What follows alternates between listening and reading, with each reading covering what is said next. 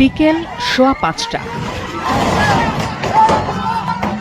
কুষ্টিয়ার কুমারখালী থেকে ছেড়ে আসা সৌহার্দ্য পরিবহনের যাত্রীবাহী বাসটি পৌঁছায় দৌলতদিয়ার ৩ নম্বর ঘাটে। ফেরিতে জায়গা না থাকায় পন্টুনেই এটি অবস্থান করে। কিছুক্ষণ পর ইউটিলিটি ফেরি হাসনাহেনা সজোরে ওই পন্টুনে আঘাত করে। এ সময় নিয়ন্ত্রণ হারিয়ে অন্তত অর্ধশত যাত্রী নিয়ে পদ্মা নদীতে পড়ে যায় বাসটি।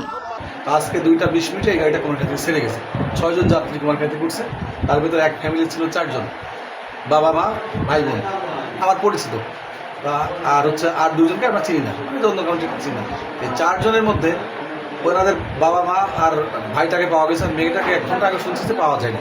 আর ছোট মেয়েটা কান্না করতেছে, ওকে নিয়ে আমি নিচে আসছি। আমার মতো আরো 4-5 জন আসছে বাচ্চাদের নিয়ে, তাদের ওয়াইফ, সবারই ওয়াইফ তো উপরেই। এমন গতিতে আসছে আমার মনে হচ্ছে আমার গায়ের উপরে উঠে যাবে। আমি ওইদিকে সরে গেলাম, আবার বাসটা এসে ভাই এই পল্টনের উপরে উল্টাই গেল। উল্টায় মনে হলো ভাই পড়বে না, আবার যায় চলে গেল। বাসটি পড়ে যাওয়ার কিছুক্ষণের মধ্যে 7 জন যাত্রী পাড়ে উঠতে পারে।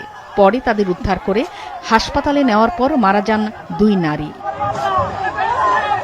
খবর পেয়ে ঘটনাস্থলে পৌঁছে উদ্ধার কাজ শুরু করে ফায়ার সার্ভিস, পুলিশ ও সেনাবাহিনী সহ বিএলডব্লিউটি এর জাহাজ হামজা। কিন্তু অন্ধকার ঘনিয়ে এলে বৃষ্টি ও ঝোড়ো হাওয়ায় ব্যাহত হয় উদ্ধার কার্যক্রম।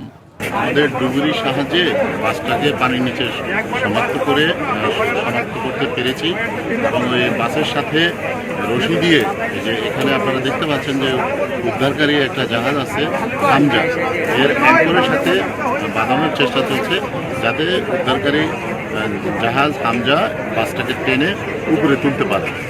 উদ্ধার কাজ চলমান আছে। শেষ খবর পাওয়া পর্যন্ত পানির নিচে বাসটি শনাক্ত হয়েছে। এটি উদ্ধারে চেষ্টা চালাচ্ছেন সংশ্লিষ্টরা।